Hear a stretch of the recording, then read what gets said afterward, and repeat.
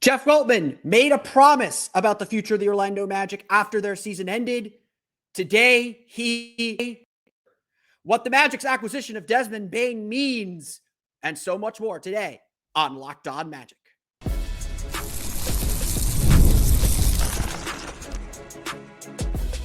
You are Locked On Magic, your daily Orlando Magic podcast, part of the Locked On Podcast Network, your team every day.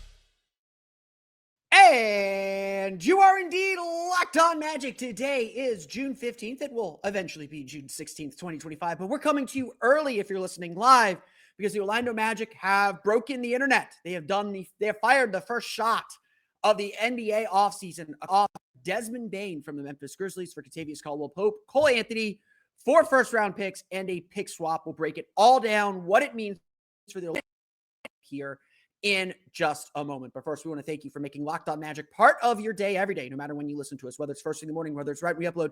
We truly appreciate you making Locked On Magic part of your day every day. If you're one of our everydayers, we appreciate you listening every day. If you're just popping in for breaking news, we truly appreciate that.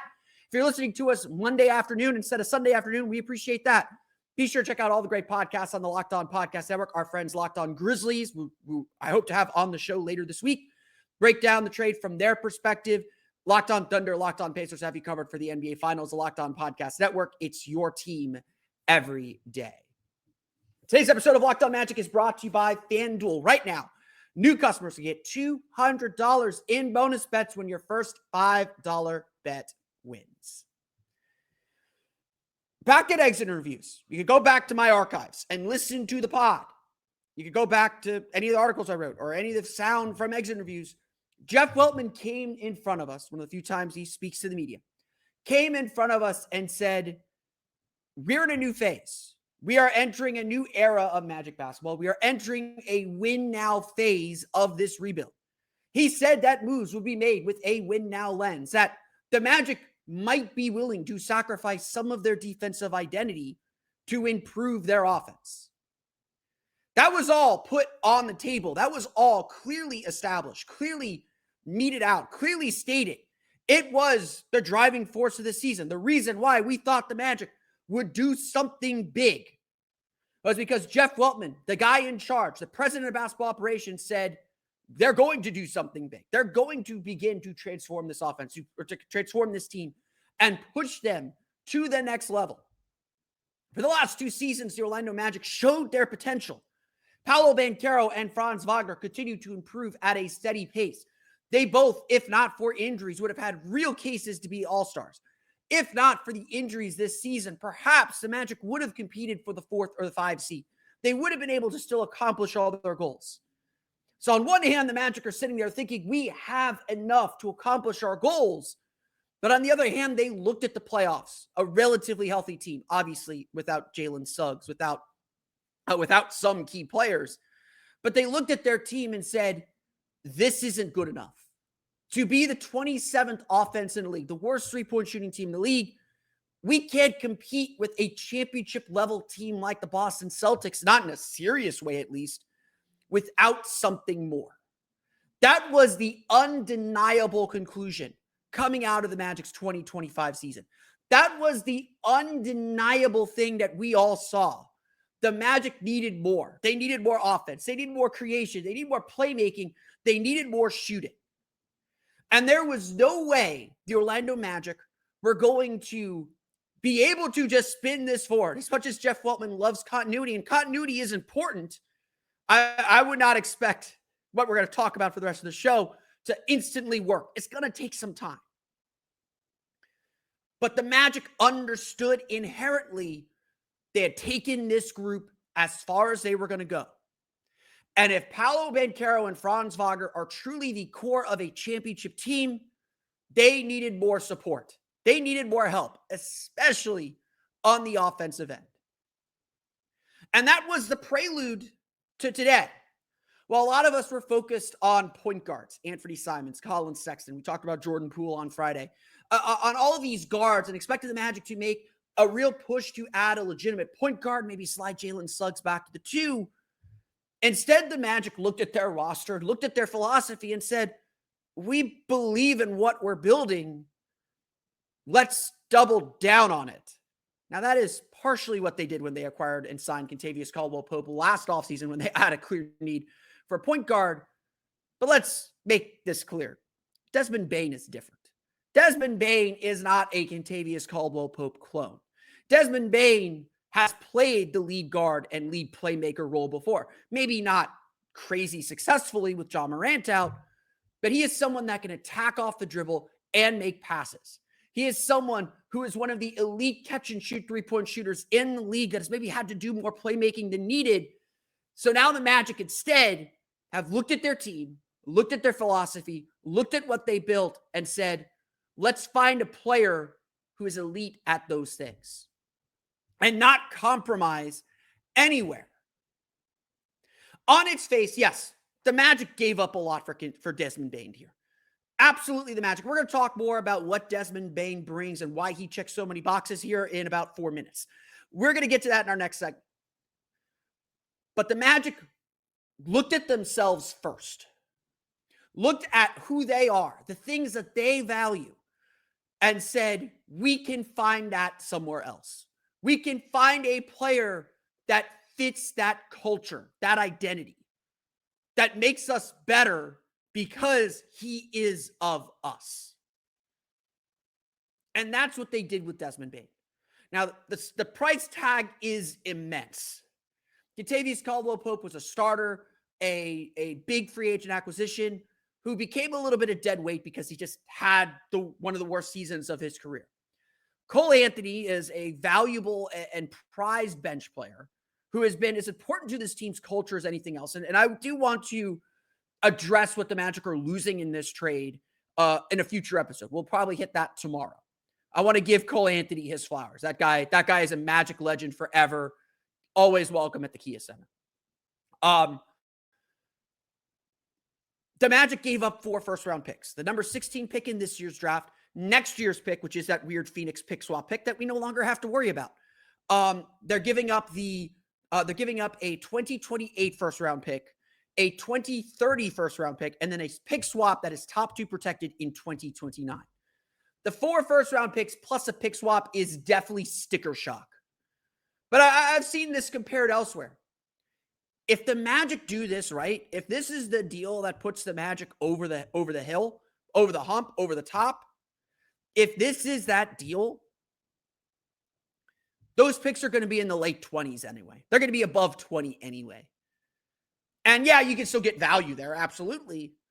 But that's you shouldn't be losing too much sleep over that, especially with how bloated the Magic roster is right now, how full it is, and the fact that, yeah, the Magic can acquire picks elsewhere. They can move around elsewhere. To the Magic, they got the missing piece. The best comparison I saw to this was Rudy Gobert. Now, Rudy Gobert going for 5 first-round picks was a lot. But go ask our friends at Locked On Wolves how they feel about it. Back-to-back Western Conference Finals appearances. Yeah, they're still trying to get over the hump and into the championship, into the finals. But it's hard to not call the Rudy Gobert trade an absolute success. Talk to our friends at Locked On Knicks. They gave up 4 first-round picks for Mikal Bridges. The Knicks made the conference finals for all the ups and downs of their season, and certainly now the ups and downs of a coaching search that feels a little unnecessary. But they would do that trade again in a heartbeat. This is what the Magic are hoping for. We have been waiting for the Magic to put some skin in the game, to take a risk, to push those chips to the middle, and the Magic could still do more, by the way. They still have the ability to make trades. I don't think they're necessarily done. But that's what the Magic did. They looked at their core, they looked at their 2 best players, they looked at their 3 best players and said, we're missing one giant piece to get us over the hump. And if we can acquire that without giving up our core 3 players, without giving up those best players, we're going to put those chips in the middle. So is Desmond Bane the right player to do that for?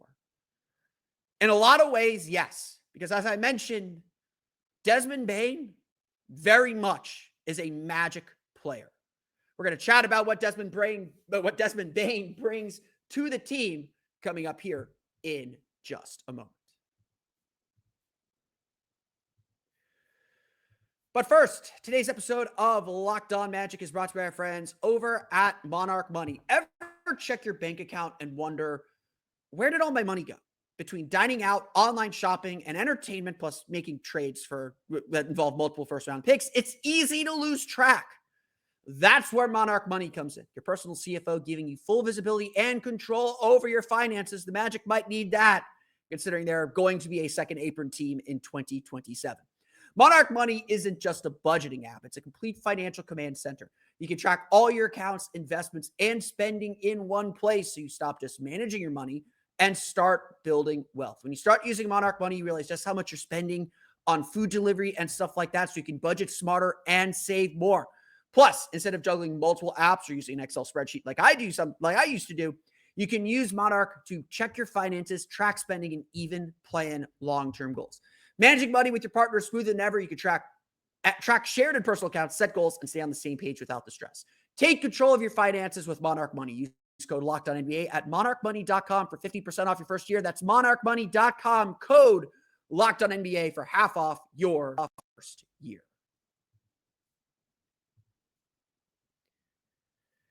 So what are the Magic getting in Desmond Bane? I think, again, the headline and the story today is the Magic pushed their chips in. The Orlando Magic made a bold move. Again, first shot of the offseason. We all thought it was going to be the Kevin Durant trade. The Magic steal the headlines and make the first big move of the offseason to make a declaration of intent for the upcoming season. So what are the Magic getting in Desmond Bane? Who is this guy that the team is getting? First off, if you listen to our friends at Locked On Grizzlies, they do great. They put in a great perspective on Desmond Bane and what they are losing. That is a guy that is beloved by a lot of fans in Memphis, beloved in that locker room. But first and foremost, he is a guy that seems like he is a team guy and a good locker room presence. So I think that is the first place to start. We know the Magic are looking for those kinds of high character guys. High basketball IQ, high character is something that this team is really stressed, and is probably one of the reasons why we were looking at the wrong kinds of players. Because we're so focused on point guards, looking at the wrong kinds of players as we began assessing this offseason. But let's just look at the basic stats for Desmond Bane. Desmond Bane last year had a bit of a down year, 19.2 points per game, shot 48.4% from three and 39.2% from, or 48.4% from the floor, 39.2% from three. If you shot 48.4% from three, we'd be over the moon doing backflips right now. 39.2%, we're still doing backflips. He shot 6.1 3-point attempts per game. And I think this is where we have to be really stress this part. Don't just look at last year. Last year was a really encouraging, improved season for him. It's a really encouraging season for him, but it was a bit of a step back. In 2024, he averaged 23.7 points per game and shot 38.1% on 8.6 3-point attempts per game. The year before, 2023, 40.8% from three on 7 3-point attempts per game. There might be an accusation that the Magic just swapped Kentavious Caldwell-Pope for Desmond Bane. Kentavious Caldwell-Pope averaged about 5 3-point attempts per game. One thing we have all stressed is the Magic need to get a volume 3-point shooter. Someone who's going to take a lot of threes. Last year was a down year at 6.1, the fewest 3-point attempts per game that Desmond Bane has taken since his rookie season. And a lot of that can be explained by the fact that Bane took on a bigger on-ball role last year. In addition to those 19.2 points per game, he averaged 6.1 rebounds per game. That was a career high, as well as 5.3 assists per game. Second straight season with more than 5 assists per game. His usage rate last year sat at 23.3%, slightly below 20.5% the year before, 26.1% the year before that. In addition, Desmond Bane is one of the elite catch-and-shoot 3-point shooters in the league. He was literally like one of the absolute best shooters in the league, and really throughout his career has been one of the best shooters in the league. He averaged about 2.7 catch-and-shoot 3-point attempts per game last year, but shot 42.3% on those shots. For reference, like Kentavious Caldwell-Pope last year, he was 38, 39% in Denver. Last year, he was at 35%. Obviously, the Magic we talked about this, about how the Magic can improve their 3-point shooting. They get a lot of these catch-and-shoot 3-point shots. They get a lot of these corner threes. In fact, let me see if I can find corner threes here. Give me a sec to see if I can find it. There's shooting. Last year, Desmond Bane shot, what is it? 26 of 83 on corner threes. So not a great corner three-point shooter, more of above the break. But again, we're talking about feet set. If you rotate the ball and pass the ball to him, this is a guy that's going to make that shot and make it more often than not and take a lot of these shots.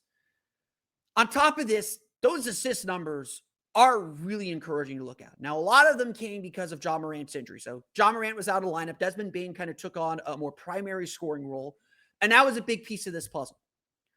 If there is a criticism of this move, it is that it does signal and mean the Magic are not going after a true point guard. That the Magic are going to kind of settle in with the same lineup: Jalen Suggs, Desmond Bane, Franz Wagner, Paolo Banchero, Wendell Carter. The difference here now is, though, that Kentavious Caldwell-Pope was not a dynamic offensive player. And that was a fair criticism of the signing of Kentavious Caldwell-Pope. I'm sure I made that criticism last year. If I didn't, I'm making it now, in hindsight with 2020 vision.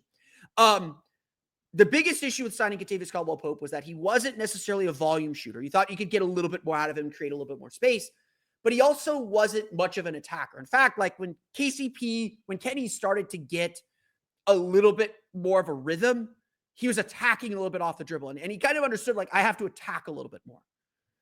Desmond Bane does that. And not only can Desmond Bane do that, he can dish back out. So if there is a silver lining to the point guard question, maybe the Magic do need to solve the point guard question. And we'll debate that over the next several weeks and months before the season begins. The one thing that this move will do is it kind of spreads that responsibility out. It's not just Paolo. It's not just Franz. It's not just Jalen. It's all three of them, and now Desmond Bane also doing that.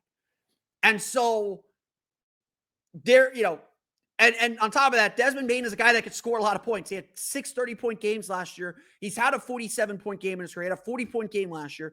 This is a guy that can put the ball in the basket. So the Magic have another legitimate 20-point per game scorer on their team. Now, is everyone going to average 20 points per game the season? No. But now the Magic have another guy that can get hot, that they can feed the ball to and ease that pressure on Paolo and Franz to carry the whole weight. At the end of the day, the more scorers you have, the more responsibility you have, the more space that you have, the easier it's going to be for everybody else. So you got a player who is 6'5", 6'6", playing shooting guard, 215 pounds, big guy, a willing defender. I don't know if he is necessarily a great defender. I don't necessarily know if he is going to be a plus defender. Certainly this is a defensive downgrade from Kentavious Caldwell-Pope. But he is a willing defender. He's going to fit into what the Magic are trying to do defensively, and he's going to be capable of handling his responsibilities. He'll be able to switch onto wings and forwards as well. This just checks so many of the boxes that Magic like. And the only reason I think maybe we passed on thinking about Desmond Bane was the price. He's going to make $33 million next year. I believe he's got 4 years left on his deal. He'll top over $40 million by the end of his contract. And so the price is ultimately like, oh, the Magic aren't willing to go into the second apron. The Magic aren't willing to pay that much. That might actually have been the benefit. And because, like, if you look at some of the other players we're thinking about, a lot of them were expiring contracts that we were like, I just don't know if the Magic are going to go for that, or the Magic want that, or then the Magic have to figure out how much they're worth and pay that much for them. Desmond Bane's now cost controlled for 4 more years. It's a lot of money. They are an apron team now. They are a second apron team coming up in 2027, at the very least, probably a little bit more beyond that. But Bane just on the court checks so many boxes that the Magic need. Another potential playmaker, another potential scorer, another guy who can create his own shot, an excellent catch and shoot 3-point shooter and 3-point reliever, a willing and able defender. This is what the Magic have always liked. And so he may not check that point guard box. The Magic may not get everything they want.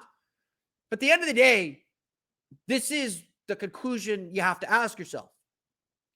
Are the Magic better today than they were yesterday? Does this trade make the Magic better? And I think undeniably that answer is yes. Undeniably, the Magic are better today. There are other things to consider. There's still more work to do this offseason, but Desmond Bane makes this team better. And what we're focused on is the finals, is whether this will make the Magic a championship level team. Some thoughts on that and game 4 of the NBA Finals coming up here in just a moment. But first, today's episode of Locked On Magic is brought to you by our friends over at FanDuel. The NBA Finals are in full swing, and every game is delivering highlight-worthy performances, major momentum shifts, and can't-miss moments. Whether it's a game-winning shot or a breakout player, there's never been a better time to get in on the action. FanDuel makes it easy to stay in the game before tip-off and live with player props, performance trends, and same-game parlays. Fans have more ways than ever to play smart and win big. You never know which player is going to show up in the big moments, but when you get that hunch and you see that bubble percolating, tracking those trends can help you build your next bet. And you can combine these live prop bets mid-game based on how the action unfolds. If you're new to FanDuel, it is the perfect time to sign up. Head to FanDuel.com and place your first $5 bet. If it wins, you'll get $200 in bonus bets. Make every moment more with FanDuel, official sports betting partner of the NBA.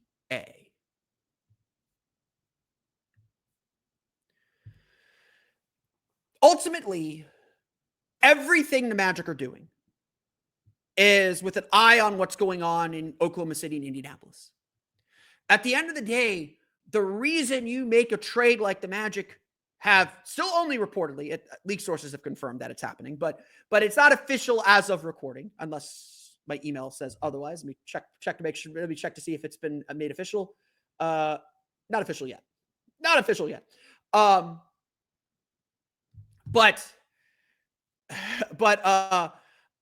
the reason you make this trade is to get yourself closer, or because you think you are close enough to make a move toward a championship. Like, that's why you do this deal. We've talked kind of endlessly about this. The Eastern Conference feels wide open right now. The Boston Celtics are taking a step back. You know, Cleveland Cavaliers will be back in full force, but you know, they look weak. They had this crazy regular season, then fell in the second round. The Milwaukee Bucks will certainly be taking a step back with Damian Lillard out with an injury.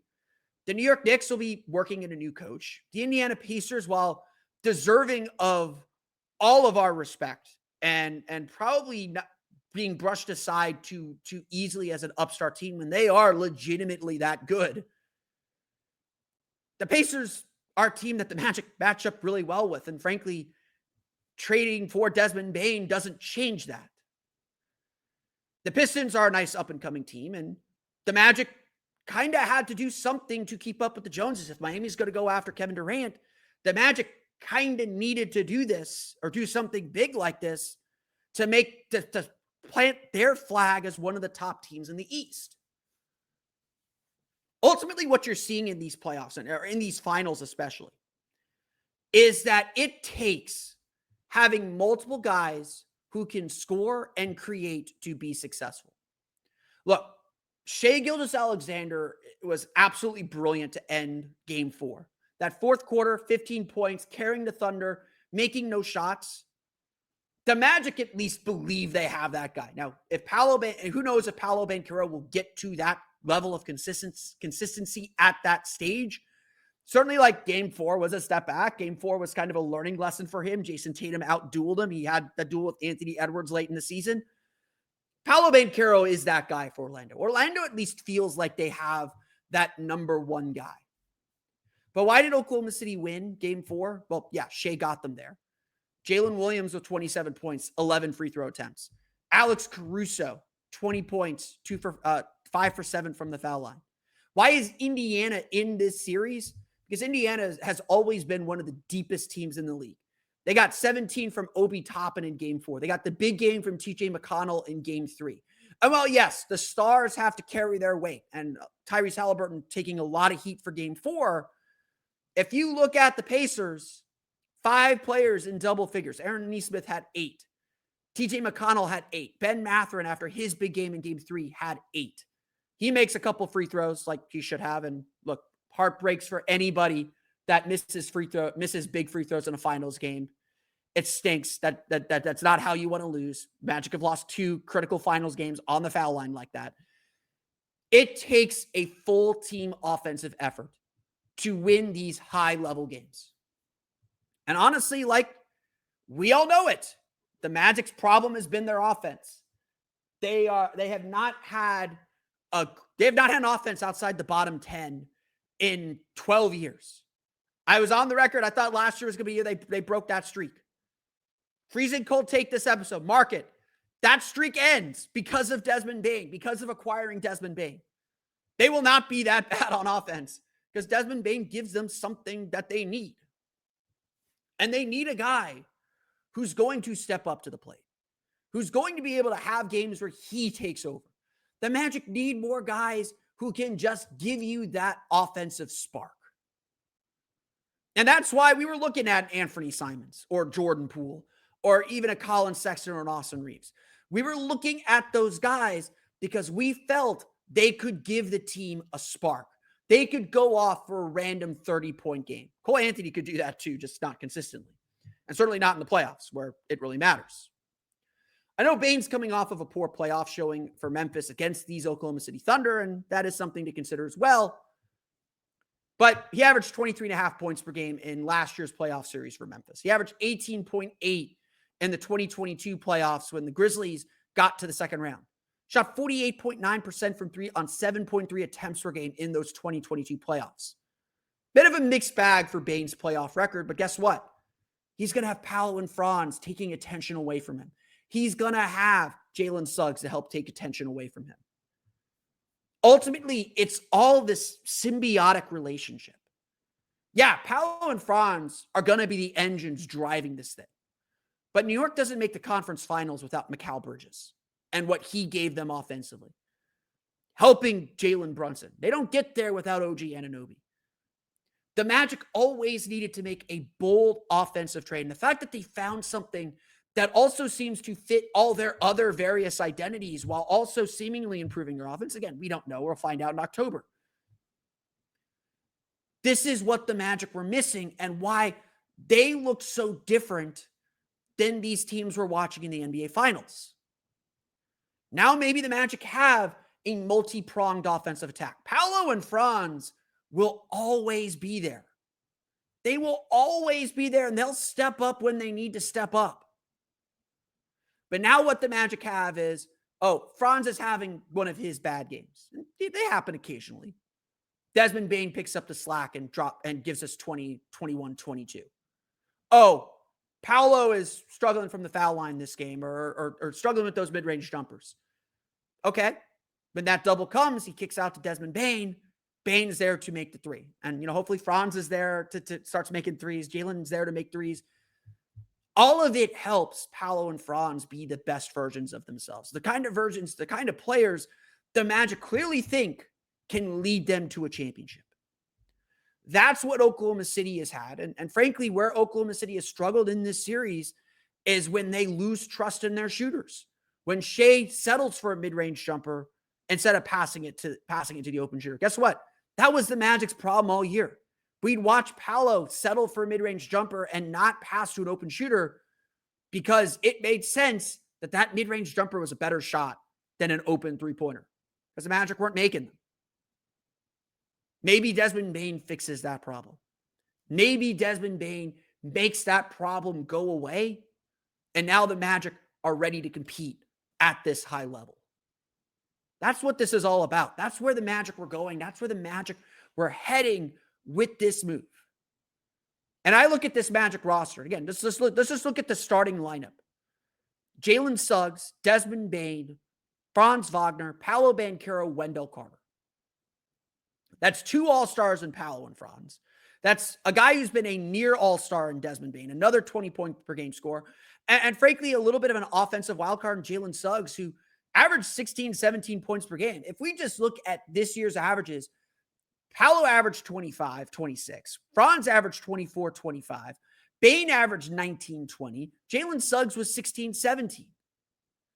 Fill that roster with some more shooting. Maybe Anthony Black bumps up to 10, 11. Mo Wagner wakes up scoring 10 points when he's back from injury. Wendell Carter will get you 8 or 9, maybe 10, 12 per game. All of a sudden, the numbers start to add up. The numbers start to mean you're scoring a few more points, and you've got an elite defense. That's the ticket to the second round. That's the ticket to the conference finals. The Magic at this point might have the best healthy duo in the Eastern Conference. Yeah, Jason Tatum, Jaylen Brown. I'm giving you that one. You could argue with me, Donovan Mitchell and Evan Mobley. I'm not going to sit here and argue that. The Magic certainly have one of the top 3 duos in the Eastern Conference. They now might have, if not the best, I'll give Cleveland, I'll give Boston credit. They might now have one of the 3 or 4 best third and fourth guys in the Eastern Conference too. The Magic are coming for the Eastern Conference trophy, the Larry Bird trophy, I believe.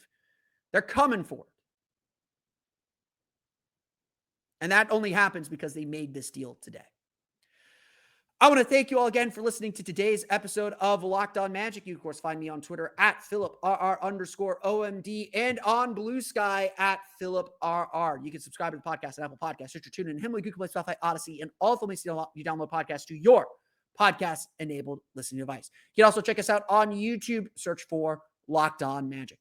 For the latest on the Orlando Magic, be sure to check out OrlandoMagicDaily.com. You can find us on Twitter at OMagicDaily. And for even more Orlando Magic content, be sure to check out my Patreon page, Orlando Magic Hub. I will be doing a video breakdown of Desmond Bane. I'm literally going to record that and write that after I'm done posting this episode. So go to my Patreon page, patreon.com/Orlando Magic Hub. Subscribe or buy the article when it's up to get a video breakdown of Desmond Bane. Start diving into him a little bit more on that channel. Thank you all, as always, for your support. Now that you're done listening to Locked On Magic, making it your first listen of the day, go make your second listen, the 2025 Locked On NBA Mock Draft. It's a 5-episode series with the most comprehensive NBA draft analysis from NBA experts to college experts and NBA draft experts. Find the 2025 Locked On NBA Mock Draft on NBA Big Board and Locked On NBA on YouTube or wherever you listen to podcasts. I will preemptively apologize. We did this mock draft several weeks ago. I traded the 16th pick for Anthony Simon, so I think some of the analysis still stands, but obviously a lot has changed. Certainly my pick at 25 now makes a lot more sense, and we'll talk about what the Magic should do at 25 later on in the week. This will be a busy week on Locked On Magic, so definitely subscribe to Locked On Magic. Tomorrow, I am planning to break down what's left in the Magic roster, what the Magic have left to do this offseason. We'll talk a little bit more about what the Magic are losing in Kentavious Caldwell-Pope and Cole Anthony. I especially want to talk about Cole Anthony. I am planning to talk about Jace Richardson and Walter Clayton later this week as well. I want to talk about Franz Wagner and him trying to rediscover his shot. We'll get to that. NBA Finals talk. So much more trade aftermath. We're going to try and have the Locked On Grizzlies guys on the show as well this week. So very, very busy week here on Locked On Magic. Of course, next week is draft week, so we're like right into the thick of things here in the NBA offseason. But I want to thank you all for listening to today's episode of Locked On Magic for Orlando Magic Daily and Locked On Magic. This has been Philip Rossman-Reich. We'll see you all again next time for another episode of Locked On Magic.